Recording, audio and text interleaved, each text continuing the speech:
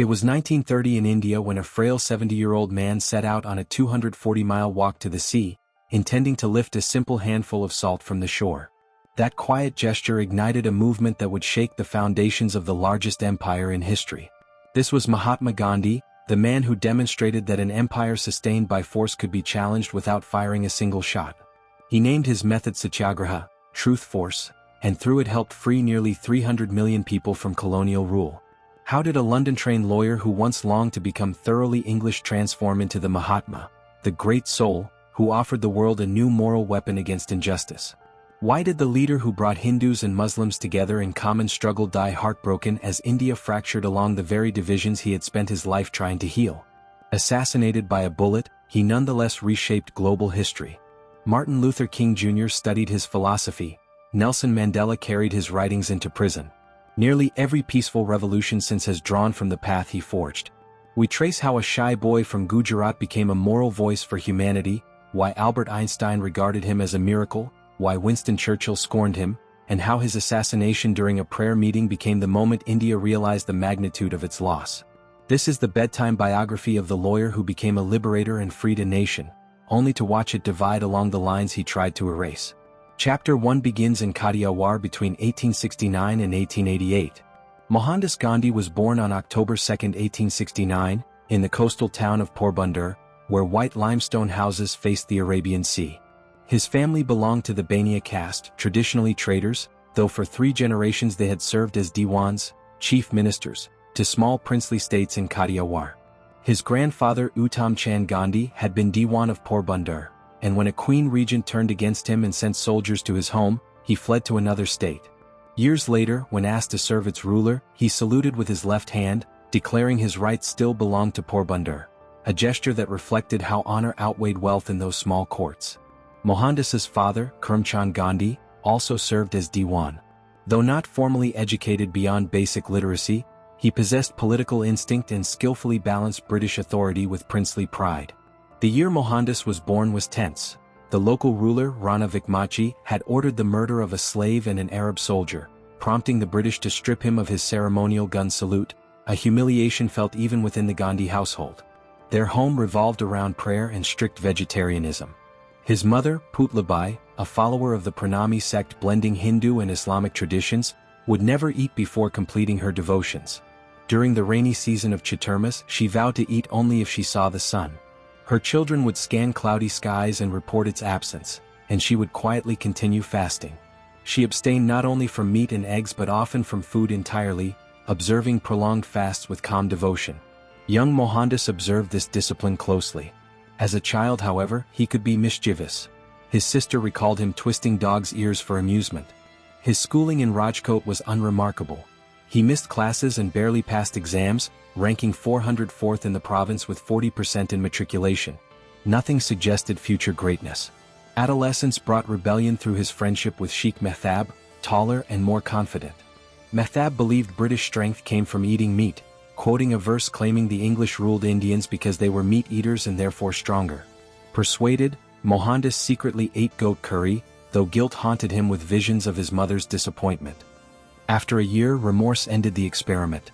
Mehtab also led him to a brothel, but Gandhi stood paralyzed in fear until he was expelled, carrying the shame for decades. At 13, he married Kasturba in a customary child marriage. Their relationship was intense and often possessive. He tried to control her movements and she resisted quietly. During his father's final illness, Mohandas left his bedside to be with his pregnant wife. Soon after, news came that his father had died. He later blamed his animal passion for missing his father's last moments, and when Kasturba miscarried weeks later, he carried that guilt as well, believing desire had cost him dearly. College in Bhavnagar proved another failure. After 5 unhappy months, he returned home. The idea of studying law in London came from a family friend, Mavji Dave, who suggested becoming a barrister would be quicker and bring prestige.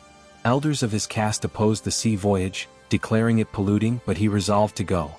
His mother secured 3 vows from him before granting her blessing. No meat, no wine, no women, he promised. In September 1888, at 19, he sailed from Bombay toward London, leaving behind a world of small kingdoms and rigid traditions for the imperial capital across the sea. Chapter 2 describes his London transformation from 1888 to 1891. The voyage itself was filled with new experiences. He kept a diary, marveling at the Suez Canal and the barren landscape of Aden. His fastidious upbringing made him recoil at a sailor's unclean hands, preferring English bread to handmade rotis. In London, then a vast city of 6 million, Dr. Pranjivan Mehta coached him in etiquette. Do not touch others' belongings, do not ask personal questions too quickly, and do not speak loudly. Determined to become an English gentleman, Gandhi bought fine suits from Bond Street, a silk top hat, and even took lessons in dancing, French, and public speaking. Yet this effort soon faded. His deeper struggle was simpler, finding food that honored his vows. The turning point came when he discovered a vegetarian restaurant on Farringdon Street, a small but decisive moment in the young law student's transformation. In the window of the vegetarian restaurant, he noticed a copy of A Plea for Vegetarianism by Henry Salt. Reading it marked a turning point. For the first time he embraced vegetarianism not out of obligation but conviction. Salt's case was ethical rather than merely dietary. He condemned meat-eating as cruel, repulsive, unhealthy, and wasteful, and imagined a future great republic, whose compassion would extend beyond human beings to the liberation of animals. Gandhi found both friendship and intellectual grounding in the London Vegetarian Society. He even established a local branch in his neighborhood and formed close bonds with English companions such as the Oxford-educated barrister Josiah Oldfield, with whom he shared lodgings at 52 St. Stephen's Gardens. Together they hosted gatherings featuring lentil soup and spoke at clubs about peace and healthy living. Among these gentle radicals, Gandhi discovered his true classroom. They introduced him to fresh ideas while prompting him to rediscover his own heritage. With 2 English friends, he read for the first time the song Celestial, Sir Edwin Arnold's English rendering of the Bhagavad Gita. Through the same circle, he encountered Theosophy and met its founder, Helena Blavatsky, as well as her well-known disciple Annie Besant. A vegetarian acquaintance from Manchester gifted him a Bible. While Genesis failed to hold his attention, the New Testament Sermon on the Mount moved him deeply, echoing the Gita's teaching that renunciation stands at the summit of religious life. It was also in London that he discovered his public voice. His first published pieces were not legal arguments but a 6-part series titled Indian Vegetarians for the journal The Vegetarian, where he explained caste complexities and Indian cuisine to English readers. He criticized infant marriage as a practice that weakened Indians far more than diet ever could and praised the resilient simplicity of the Indian shepherd's life.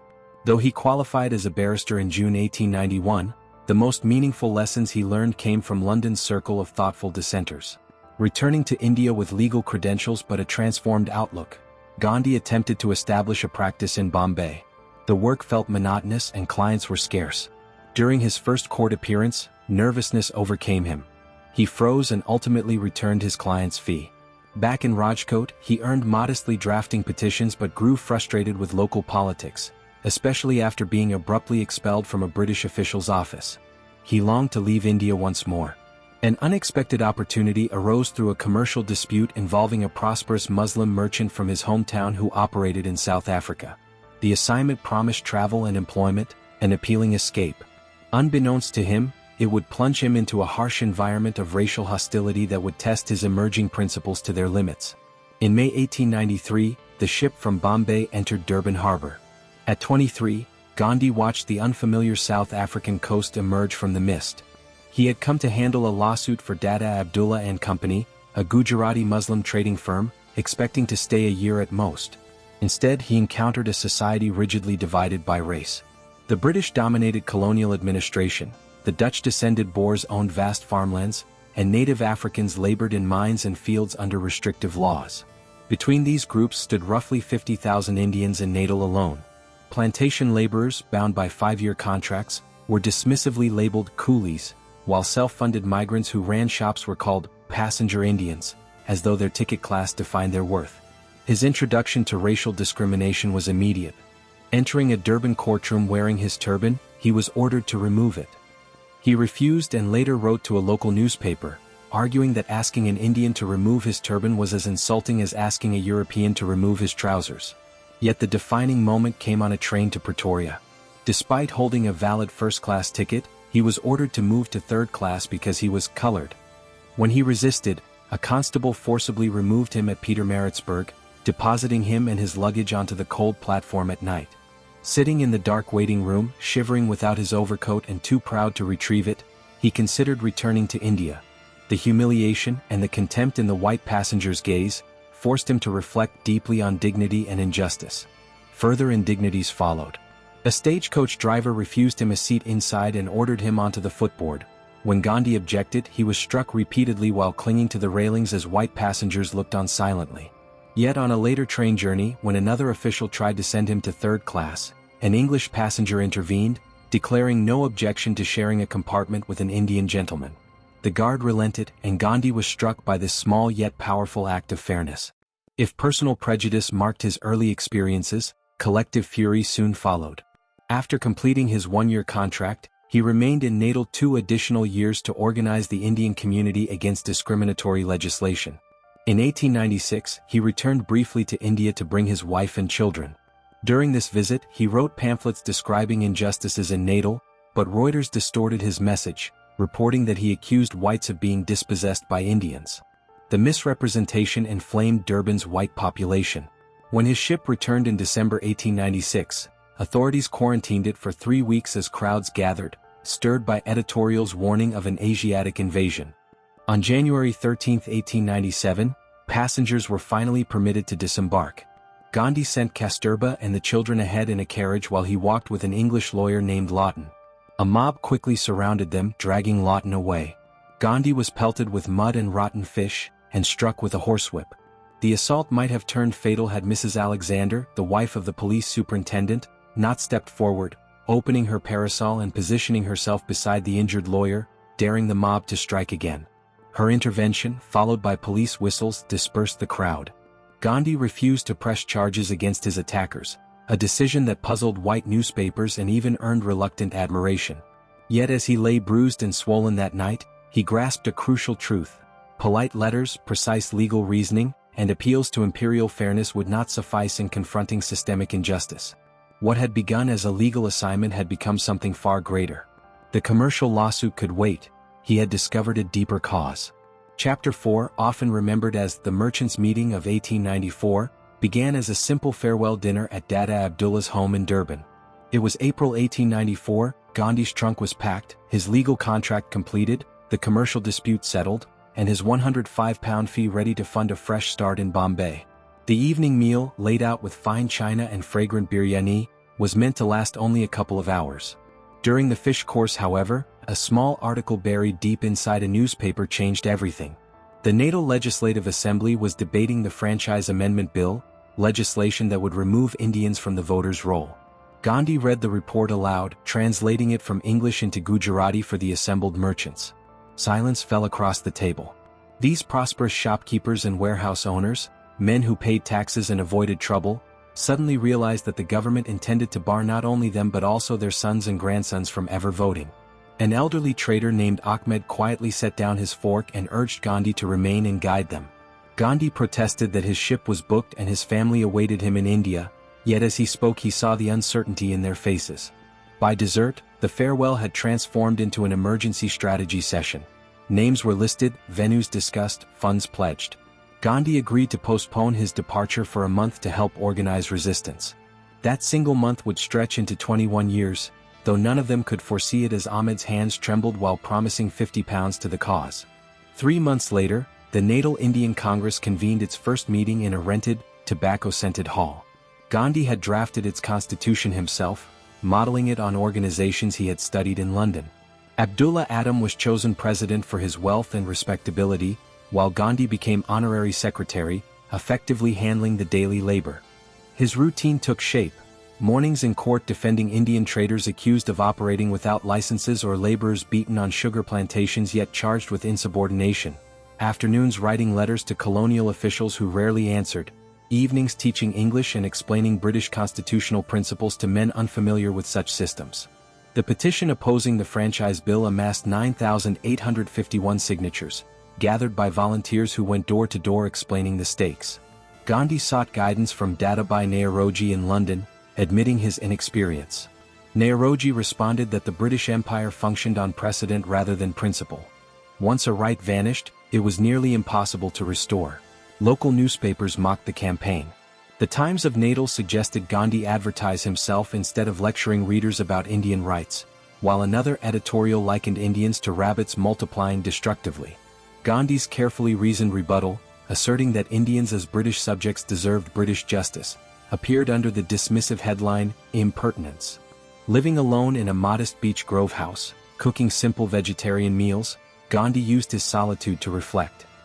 He began sensing that change in Natal would not arise from polite argument alone but from some deeper force he had yet to define. The franchise bill ultimately passed, rendering thousands of signatures futile in immediate terms. Yet the experience united merchants and laborers in collective action, teaching them solidarity even in defeat. Meanwhile, conditions in the Transvaal were harsher still, a reality Gandhi would confront when he relocated to Johannesburg. Chapter 5 recounts the forging of Satyagraha in the Transvaal between 1906 and 1908. After the Anglo-Boer War ended, Indians hoped British control would ease the discrimination they had endured under Boer rule. Instead, the new administration imposed prejudice with greater efficiency, embedding it within bureaucratic systems. In August 1906, authorities introduced the Asiatic Law Amendment Ordinance, dubbed the Black Act by the Indian community. The law demanded that every Indian man, woman, and child over 8 register with authorities, submit 10 fingerprints, and carry a certificate at all times, facing imprisonment, deportation, or expulsion for noncompliance. Reading the ordinance in his Johannesburg office, Gandhi recognized it as an effort to criminalize an entire population preemptively and declared that death would be preferable to submission. Meetings multiplied across towns as merchants, hawkers, and even members of the Chinese community mobilized. On September 11, 1906, 3,000 people filled Johannesburg's Empire Theatre.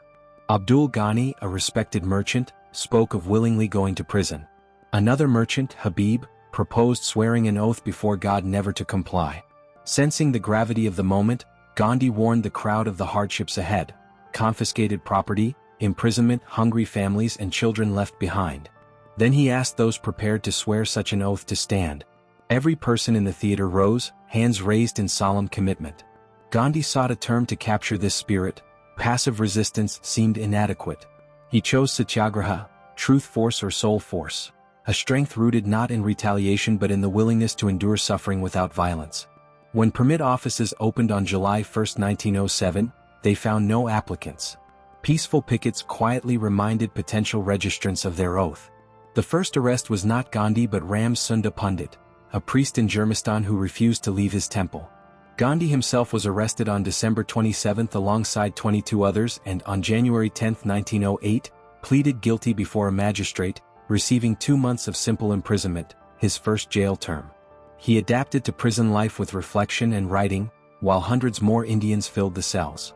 Concerned by overcrowded jails and economic disruption as Indian businesses shut down, General Jan Smuts entered negotiations. A compromise emerged. Indians would voluntarily register and the Black Act would be repealed. Yet when Gandhi attempted to honor this agreement by registering, he faced violent backlash from within his own community. A Pathan named Mira Lam, believing Gandhi had betrayed the cause, attacked him brutally on a Johannesburg street. The experience taught Gandhi that Satyagraha required endurance not only against oppressive authorities but also against misunderstanding and anger from one's own people. Chapter 6, The Great March and Final Victory, 1913–1914, marked the climax of a struggle that had flickered for years before erupting again in 1913. 2 government decisions reignited resistance. The first was the refusal to abolish the £3 tax imposed annually on former indentured laborers in Natal who chose to remain after completing their contracts. For workers earning mere pennies, this tax meant choosing between compliance and feeding their families. The second blow came from a Cape Supreme Court ruling declaring that only Christian marriages were legally valid. Instantly, thousands of Hindu and Muslim unions were invalidated, reducing wives to the legal status of concubines and rendering children illegitimate. Gandhi denounced the judgment as an affront to the honor of Indian womanhood. The community had endured political exclusion and economic strain, but this intrusion into family life crossed an intolerable boundary. At Phoenix Settlement, a decisive moment unfolded within Gandhi's own home. Kasturba Gandhi, long accustomed to supporting her husband's campaigns, now faced imprisonment herself. When told she would likely go to jail, she responded firmly that she was ready. In September 1913, she led 16 Satyagrahis from Phoenix into the Transvaal, fully aware of the consequences. The magistrates swiftly sentenced each woman to 3 months of hard labor, expecting this display of authority to end the agitation. Instead, it ignited a mass movement. The image of women and mothers behind bars electrified the Indian community. If they could endure prison, how could men remain passive? Strikes erupted among coal miners in Newcastle and plantation laborers across Natal. What began with dozens grew to thousands demanding repeal of the £3 tax, recognition of their marriages, and restoration of dignity. Gandhi hurried to Newcastle and suddenly found himself leading an unplanned army of miners and laborers rather than disciplined satyagrahis. His response was bold. If smaller protests had failed, perhaps a mass march would force attention. On November 6, 1913, from Charlestown, what became known as the Great March began.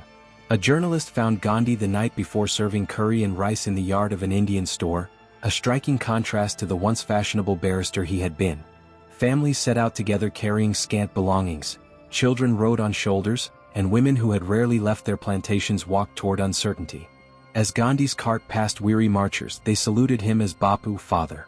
Authorities hesitated, unsure how to detain such numbers, but eventually acted. Gandhi was arrested, released on bail, rejoined the march, and arrested again.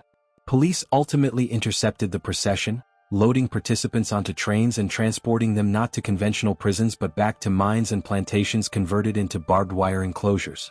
Under armed supervision, strikers were forced to resume work. The repression turned violent, with several killed in police shootings. Reports and images of unarmed workers behind barbed wire reached India and Britain, exposing the contradiction between imperial claims of civilization and the reality of brutality. In Madras, Charles Hardinge publicly condemned the South African government's conduct and called for an impartial inquiry, a rare moment when a viceroy criticized a British dominion. Facing mounting international pressure, economic disruption, and overcrowded prisons, General Smuts appointed the Solomon Commission to examine grievances and released Gandhi for negotiations. The resulting Indian Relief Bill of 1914 did not satisfy every demand but achieved the core objectives: abolition of the £3 tax, recognition of Hindu and Muslim marriages, and permission for wives and children of domiciled Indians to enter South Africa. After 21 years, a settlement was secured. Gandhi, who had arrived in 1893 for a single legal case, departed having forged a new method of resistance. On July 18, 1914, he sailed aboard the SS Kinfon's Castle, carrying with him lessons that would soon reverberate on a far larger stage.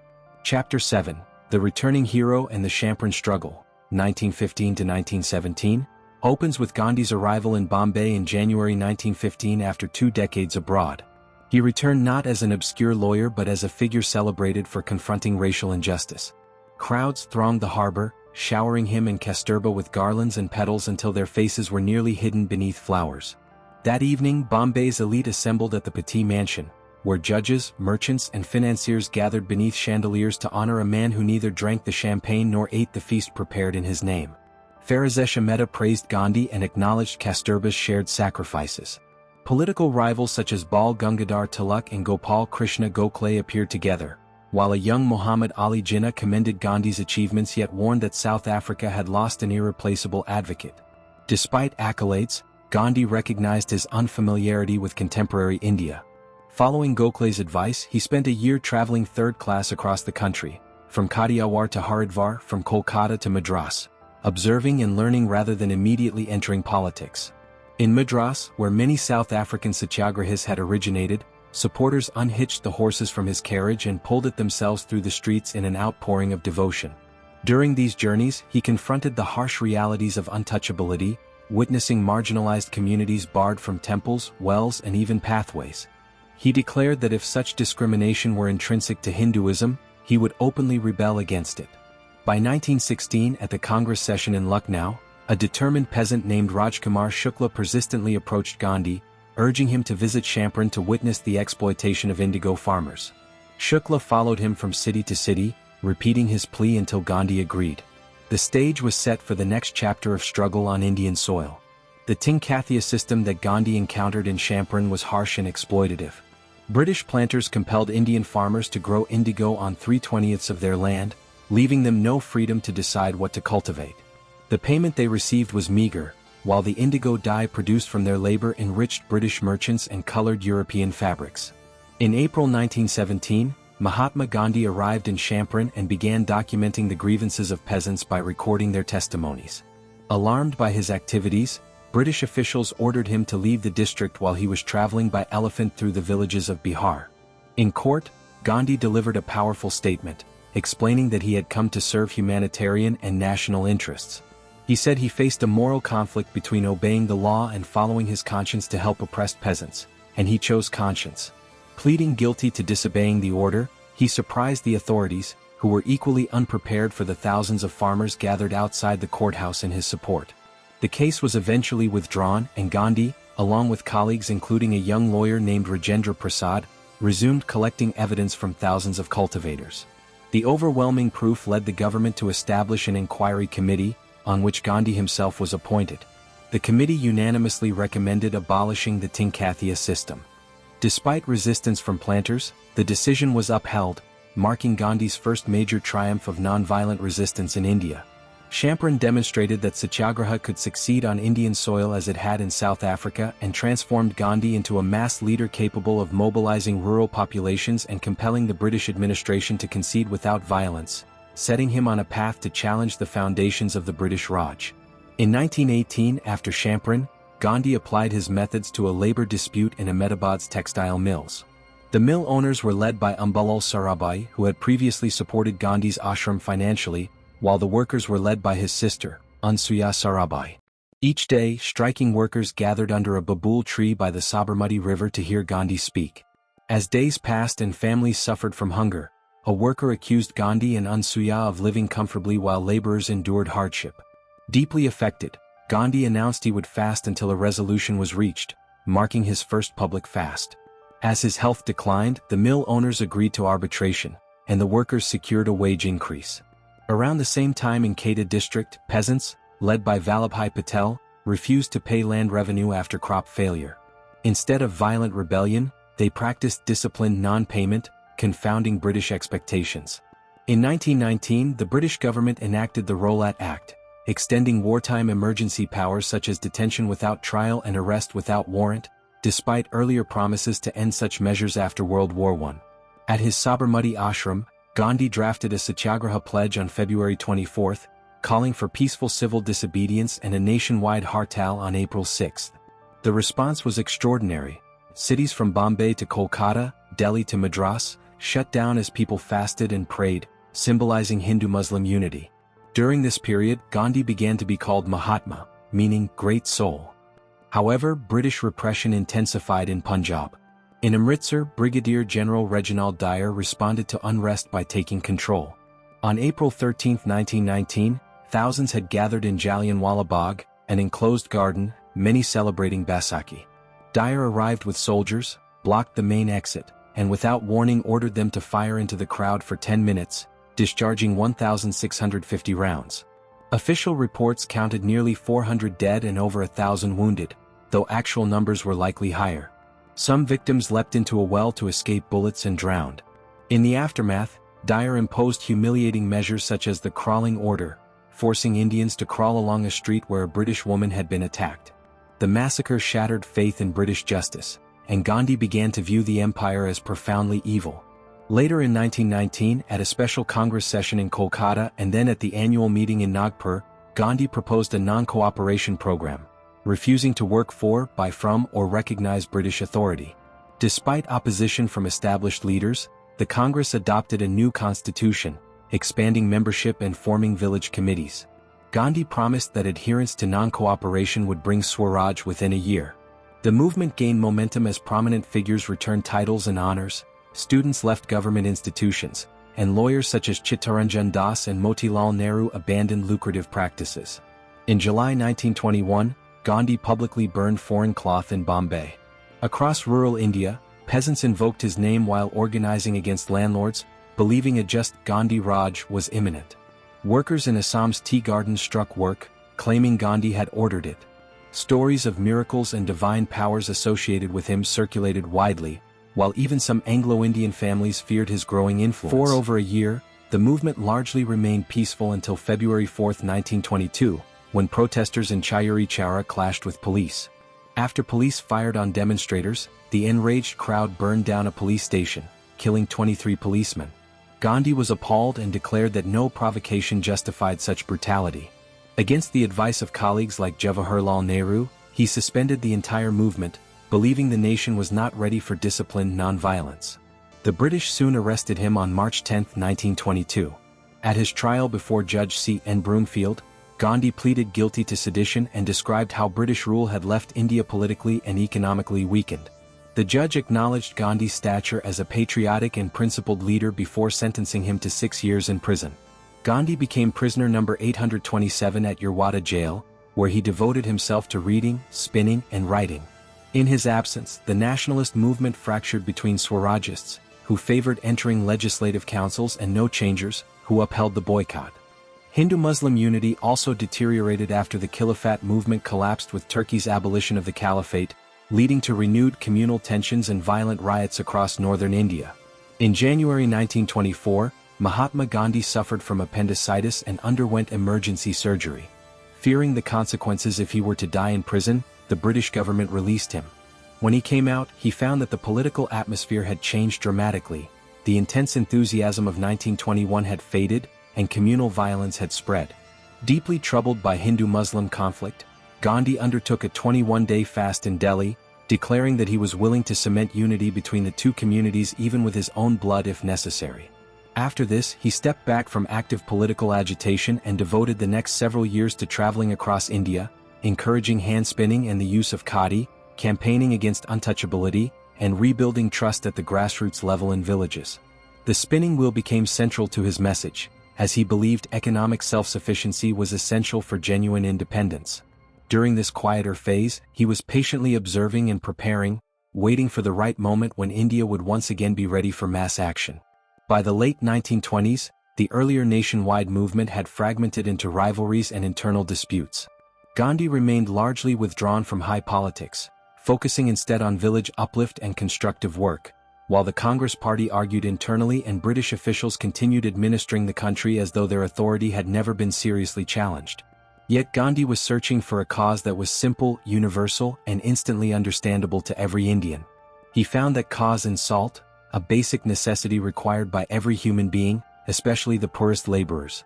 Despite its natural abundance along India's shores, the British had imposed strict controls, prohibiting Indians from producing, selling, or even collecting salt, and had placed it under heavy taxation and monopoly. Gandhi had questioned the morality of a salt tax as far back as 1919, reportedly murmuring during his illness how something so essential to life could be taxed. In 1930, he decided to act by announcing a plan to walk to the sea and make salt himself, a gesture that seemed almost absurd to many. Leaders like Motilal Nehru considered the idea unrealistic, and Sarojini Naidu privately ridiculed the thought of launching a major movement over salt. British authorities also dismissed the plan, assuming the elderly Gandhi would simply exhaust himself on a symbolic march. On March 12, 1930, Gandhi left Sabarmati Ashram accompanied by 78 carefully selected volunteers committed to nonviolence. At 61 years of age, physically worn from years of struggle, he walked with a bamboo staff toward the coastal village of Dandi, nearly 240 miles away. Initially passing through nearby villages, the march quickly gained momentum as news spread. Within days, crowds lined the roads, farmers abandoning fields, shopkeepers shutting stores, women carrying children, all eager to glimpse him. They showered the path with flowers, bowed at his feet, and some village officials publicly resigned their government posts as he approached. Each evening, Gandhi addressed gatherings explaining that salt symbolized dignity and the right of Indians to their own resources, while also speaking about untouchability, Hindu-Muslim harmony, and self-reliance through spinning. The march evolved into a traveling lesson in freedom across Gujarat. Newspapers followed closely.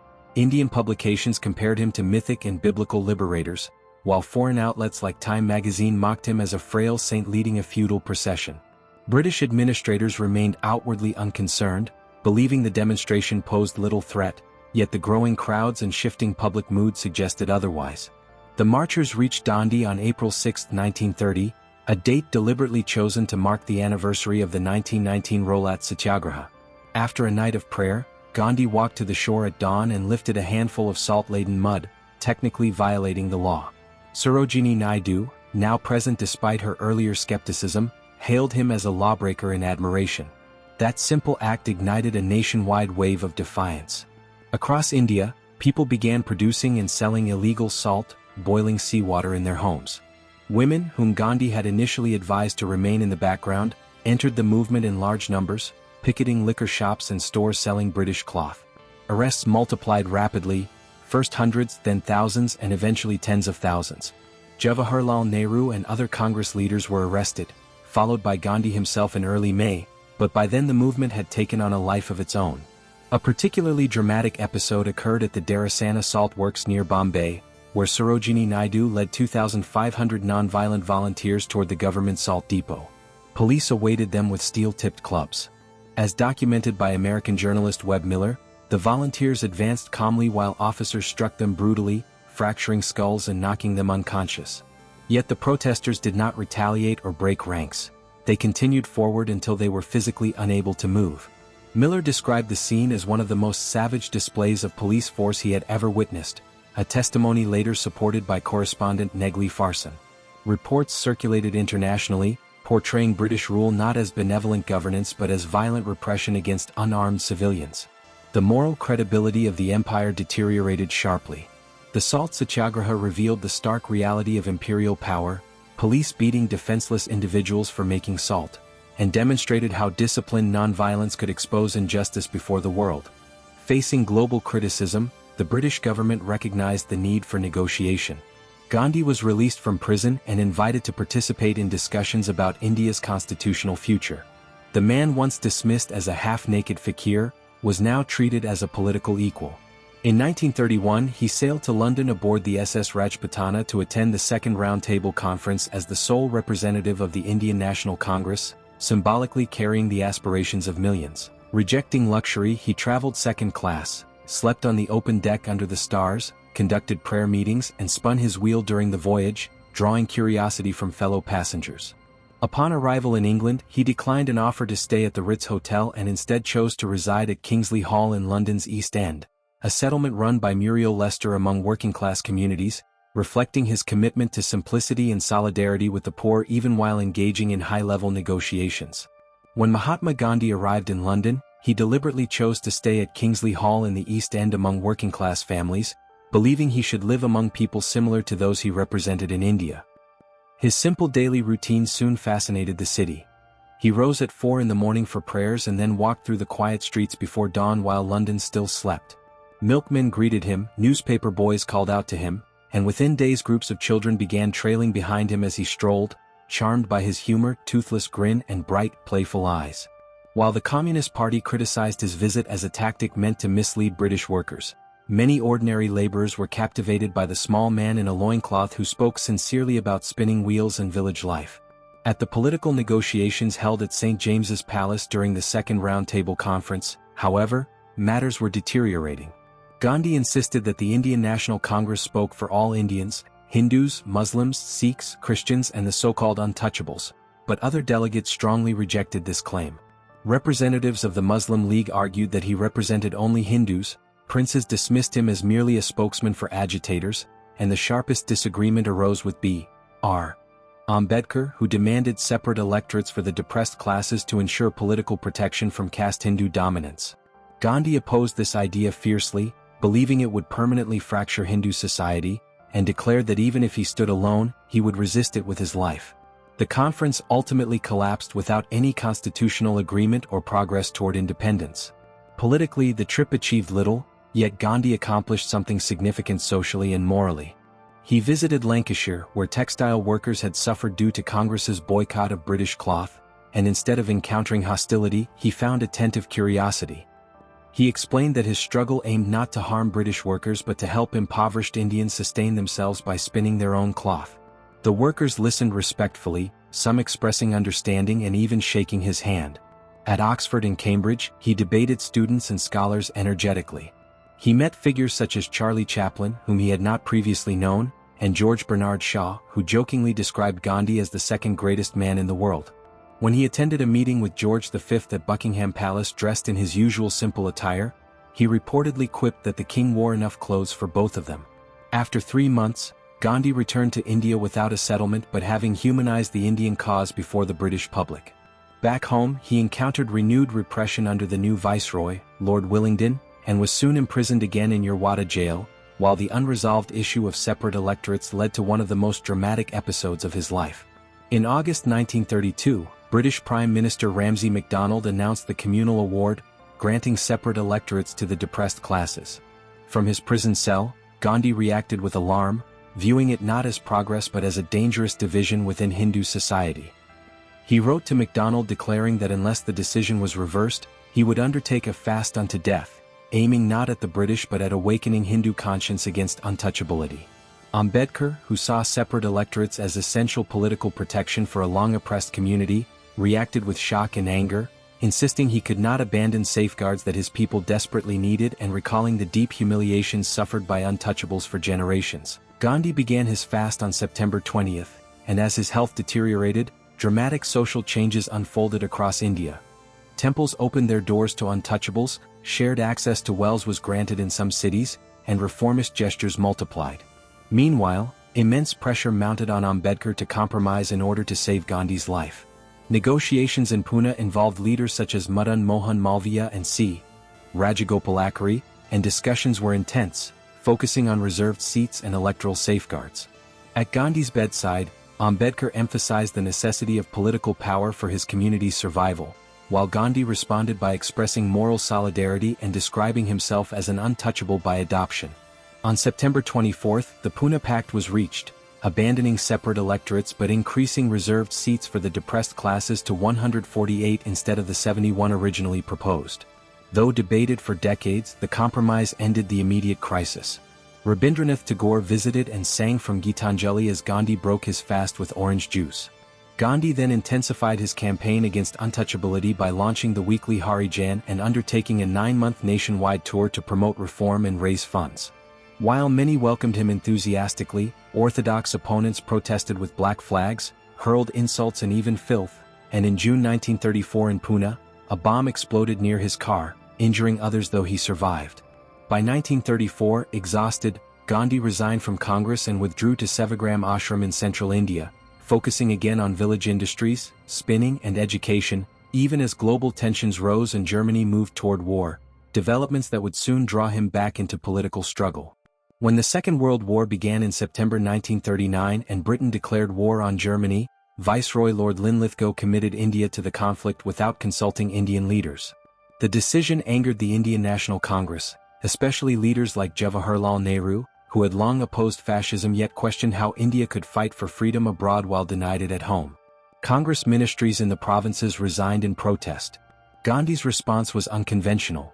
He suggested that Britain resist aggression through spiritual nonviolence rather than armed conflict, advice largely dismissed amid wartime realities. In October 1940 he introduced individual Satyagraha, a limited protest in which selected individuals publicly expressed opposition to the war and then peacefully submitted to arrest, avoiding a disruptive mass movement. Vinoba Bhave was the first to participate, followed by Nehru and others, forming a steady procession of principled dissenters willingly entering prison as a statement of conscience. In early 1942, as Japanese forces advanced rapidly through Southeast Asia and Singapore fell, the war suddenly seemed dangerously close to India's borders, intensifying British anxiety. At the same time, American allies began questioning how Britain could claim to defend democracy while maintaining colonial rule. In response, Stafford Cripps arrived in India with a proposal offering dominion status after the war and allowing provinces the option to secede, a provision that indirectly acknowledged the All India Muslim League's growing demand for Pakistan. However, the Cripps mission collapsed because Indian leaders insisted on immediate control over defense rather than post-war promises, and the British refused to transfer real power. Feeling deeply insulted by this failure, Mahatma Gandhi addressed the All India Congress Committee in Bombay on August 8, 1942, delivering his historic Do or Die speech, urging unwavering nonviolent resistance and declaring that India would either achieve freedom or perish in the attempt. The Quit India resolution was passed, but before Gandhi could communicate further with the Viceroy, British authorities launched pre-dawn arrests on August 9, detaining Gandhi, Jawaharlal Nehru, and nearly all major Congress leaders. Leaderless, widespread anger erupted spontaneously across India, resulting in arson at railway stations, destruction of telegraph lines, occupation of government buildings, and even the establishment of parallel local governments flying the Indian flag. The British responded with severe repression, admitting later that they crushed the disturbances with full governmental force. Thousands were killed, over 60,000 arrested, villages fined collectively, and even aircraft used to strafe crowds. Although the 1942 movement demonstrated the depth of Indian resolve for independence, it also allowed the Muslim League to strengthen its political position while Congress leaders remained imprisoned. Gandhi spent the war years detained at the Aga Khan Palace in Pune, where he endured personal tragedies, losing his secretary Mahadev Desai to a heart attack and later his wife Kasturba to pneumonia. Released in 1944 frail and grieving, he returned to an India transformed, where the demand for Pakistan had become central to political debate. By 1946, tension and fear gripped the subcontinent as the cabinet mission failed to secure agreement between Congress and the Muslim League. Muhammad Ali Jinnah, convinced that Muslims could not safely share power in a united India, withdrew from the cabinet mission plan and called for direct action to achieve Pakistan. On August 16, 1946, Direct Action Day was observed in Kolkata, then governed by the Muslim League, with a public holiday declared. What began as a demonstration spiraled into horrific communal violence known as the Great Kolkata Killing, as organized mobs attacked, looted, and murdered for 4 days, leaving thousands dead and the city strewn with decomposing bodies while vultures gathered overhead. The violence spread to Noakhali in East Bengal, where Hindu minorities faced arson, forced conversions, killings, and abductions. Retaliatory massacres followed in Bihar, where Muslim communities were attacked and tens of thousands displaced. Gandhi, devastated by reports of atrocities, lamented to Nehru that Bihar had lost its humanity if even half the reports were accurate. In March 1947, Lord Mountbatten arrived with instructions from Britain's Labour government to transfer power quickly. In a final attempt to prevent partition, Gandhi proposed that Jinnah be allowed to form the government of a united India with Congress cooperation, but leaders like Nehru and Vallabhbhai Patel rejected the idea, believing partition unavoidable amid escalating violence involving Hindus, Muslims, and Sikhs, especially in Punjab. Despite once declaring that India would only be divided over his dead body, Gandhi found himself unable to prevent partition as political leaders proceeded with dividing the country. Refusing to celebrate independence achieved through bloodshed, he chose instead to immerse himself in peace efforts, beginning in Noakhali. In late October 1946, at 77 years old and physically weakened by years of fasting and imprisonment, Gandhi deliberately entered the riot-ravaged district of Noakhali in East Bengal. His approach was simple yet daring. He dispersed his small group of followers among hostile villages, asking them to live alone as symbolic hostages for peace, to reassure vulnerable Hindu minorities. Gandhi himself settled in Srirampur, residing for 43 days in a modest bamboo hut where only one Hindu family remained among a Muslim majority. Each morning before dawn, he walked barefoot through muddy paths and unstable bamboo bridges, sometimes facing hostile crowds who even scattered glass along his route, yet he continued undeterred. In every village he held prayer meetings, reciting passages from both the Gita and the Quran, creating an atmosphere that fostered courage among frightened Hindus and evoked shame among some Muslims. During this solitary mission, Gandhi undertook what he described as his final and greatest experiment, asking his young grandniece Manu Gandhi to share his bed in order to test his celibacy and self-discipline, believing moral self-mastery could generate the spiritual force necessary to end violence. The decision sparked intense criticism within his inner circle. His interpreter Nirmal Kumar Bose resigned, his stenographer left, and even Patel expressed strong anger, fearing public scandal. Gandhi, however, remained steadfast, describing the act as his yajna, a sacred sacrifice he could not abandon even under pressure from his closest associates. After spending nearly 4 months in Noakhali, news arrived that the violence had shifted to Bihar. There, the situation had turned in the opposite direction. Hindu mobs were attacking Muslim villages, burning mosques, and forcing families out of homes where their ancestors had lived for generations. Gandhi gathered his few belongings once again and headed west. When he reached Patna in March 1947, what he saw made him physically sick. Burned mosques stood like blackened ruins against the sky, and Muslim refugees were crowded into camps with fear and grief written on their faces. Local officials tried to downplay the scale of the violence, but Gandhi personally insisted on investigating every complaint. At one point he ordered wells to be dug open, and the bodies of murdered Muslims were pulled out, victims the authorities had tried to hide. In his prayer meetings in Bihar, he did not spare his Hindu audience. He told them that Bihar had stained the honor of India and spoke with unusual harshness, reminding them that protecting the Muslim minority was their moral duty and demanding that destroyed homes be rebuilt and shattered lives restored. His presence created a powerful effect. In August 1947, as independence approached, he returned to Kolkata, where tensions were once again rising. Gandhi chose to stay at Hyderabad Manzil, a ruined Muslim house in Balaiagata, one of the worst affected areas. He was not alone. Hussain Shahid Shirawardi, a Muslim League leader whom many Hindus blamed for previous riots, stayed with him. Outside, angry Hindu crowds gathered and shouted abuse, but Gandhi stood firm. Through moral authority and a brief fast, the atmosphere of the city slowly changed. On Independence Day, Hindus and Muslims began celebrating together in the streets. Lord Mountbatten later wrote with surprise that while Punjab had 55,000 soldiers and widespread violence, Bengal had only one man maintaining peace, and no riots. Gandhi had become what Mountbatten called a one-man boundary force. However, even as Bengal celebrated, reports of bloodshed arrived from Punjab and Delhi. The capital of newly independent India was filled with refugees from West Punjab who were seeking revenge against Muslims. Gandhi realized his work was not finished and rushed to Delhi for what would become his final effort to keep the country united.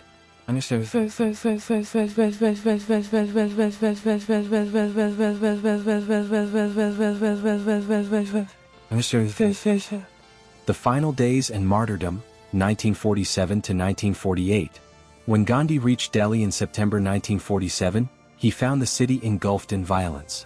Refugees from West Punjab, Hindus and Sikhs who had suffered horrific attacks, were demanding revenge, and tens of thousands of Muslims were being forced out of their homes. Many of them took shelter in historic monuments like Humayun's tomb and Purana Qila, places built by Muslim rulers that now housed their frightened descendants. Mosques were being damaged, turned into temples, or occupied by people who had nowhere else to go. Gandhi stayed at Birla House, which became his final residence. Every evening he held prayer meetings in the garden and spoke about the futility of revenge, repeating that retaliation would solve nothing and heal no wounds. He visited refugee camps on both sides, offering comfort to people who had lost everything. His stance angered groups such as the Hindu Mahasabha and the Rashtriya Swayamsevak Sangh, RSS. They saw his sympathy for Muslims as betrayal. RSS leader Madhav Sadashiv Galwakar argued that Muslims should leave India and hinted that people like Gandhi could be silenced. Violence continued through the winter, and reports of atrocities against Hindus in Pakistan also reached him. Then came news that deeply disturbed Gandhi. The Indian government under Vallabhbhai Patel had decided to withhold Pakistan's share of the financial reserves known as sterling balances. On January 13, 1948, Gandhi announced an indefinite fast. He declared that he would not eat until hearts were reunited and communal peace restored. The fast produced immediate results. The Indian cabinet reversed its decision and agreed to release Pakistan's share of the funds. Leaders from different communities signed a peace pledge, promising that Muslims could return safely and that mosques would be restored. After 5 days without food, Gandhi ended his fast on January 18. Through personal sacrifice he had pulled Delhi back from the edge of civil war. Peace, however, came with danger. On January 20th, a bomb exploded at his prayer meeting but caused no serious harm. Gandhi refused to increase his security. 10 days later, on January 30, 1948, as he walked toward his evening prayer supported by two young women, Nathuram Godse, a Hindu extremist influenced by Vinayak Damodar Savarkar's ideology, stepped forward and fired 3 shots at close range. Gandhi collapsed saying the words, "Hey Ram," and died within minutes. His assassination shocked India and the world.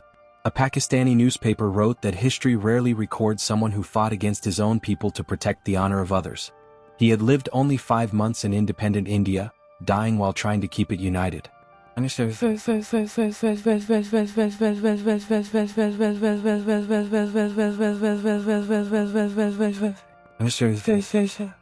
Epilogue: Gandhi in our time.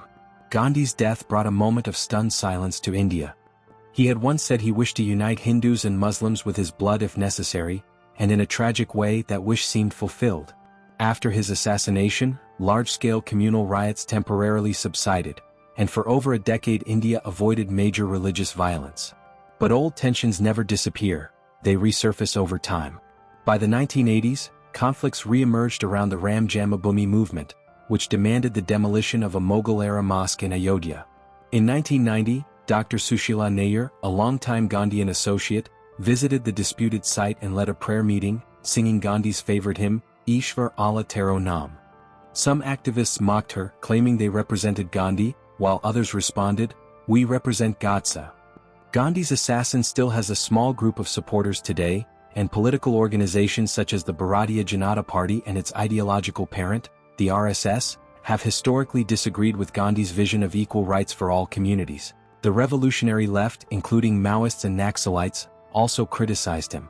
In 1969, during his birth centenary, statues were destroyed, and one Maoist leader even traveled hundreds of miles to Gandhi's birthplace to express protest, seeing his nonviolence as a barrier to revolutionary change. The debate over caste remains deeply complex. Dr. B.R. Ambedkar became a symbol of hope for Dalits, and many criticize Gandhi as too slow or compromising on caste reform. Writers like Arundhati Roy have described him as protecting the status quo. Yet Gandhi had declared as early as 1915 that if untouchability was proven essential to Hinduism, he would openly rebel against it. He faced protests, black flags, humiliation, and even assassination attempts. His relationship with Ambedkar was both conflict and collaboration, each challenging the other. Like the struggle against slavery in America, which required both Frederick Douglass's pressure and Abraham Lincoln's political action, ending caste discrimination required both internal reform and external challenge. Despite criticism, Gandhi transformed public life for women, bringing more women into political participation than most leaders of his time. He opposed purdah and placed women at the center of the independence movement. Leaders like Sarojini Naidu and Rajkumari Amrit Kaur rose to high office. He warned early about environmental destruction, predicting that unchecked industrial exploitation would devastate the planet. His ideas influenced leaders such as Martin Luther King Jr., Lech Walesa, Václav Havel, and Nelson Mandela. Albert Einstein called him the greatest man of his era. George Orwell observed that compared to other politicians, Gandhi left behind a remarkably clean moral record because his personal life and political life were inseparable. Today, the world still struggles with religious conflict, environmental crises, and political dishonesty. In that context, Gandhi's principles, interfaith harmony, moral responsibility, and truth, remain relevant. The old man from the story still speaks to the present, if people are willing to listen.